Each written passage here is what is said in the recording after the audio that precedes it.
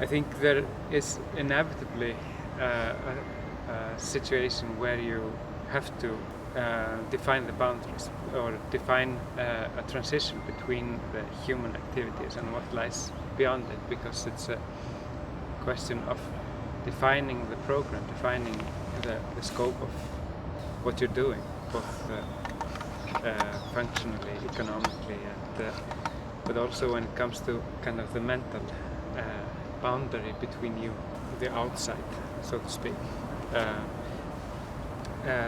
Obviously, in urban settings, there is more of this need for defining the boundary very specifically, and create a very physical transition from one person to the other. But out in nature, you're not restricted by so many things. So you would maybe rather want to establish connections with the outside. But then comes the kind of physical part. What does the human being need? And usually you are looking for some kind of sheltering. And that's a very kind of definite act in a way. Many architects have been trying to kind of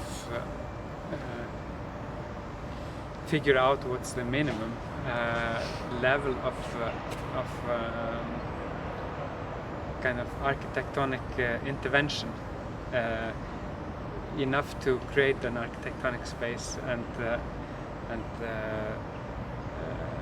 light enough to not interfere with the surroundings. And I think land art is, and that's why we are here, I guess. Land art is kind of a movement, was a movement, still is actually, where you're trying to use kind of ready-made spatial conditions in nature, or and the simplest of human activities to establish a suggestive division between man and nature, or a connection, depending on the artist.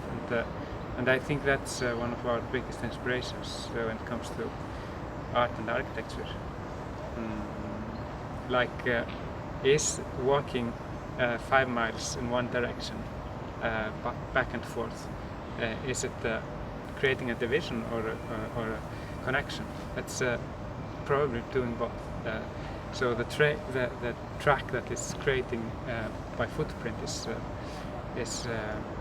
very suggestive and very kind of strong and potent. And I think that's in some cases kind of things we should be aiming at.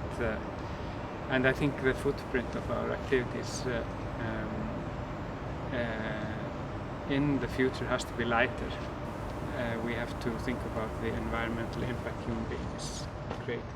So that's my answer to that.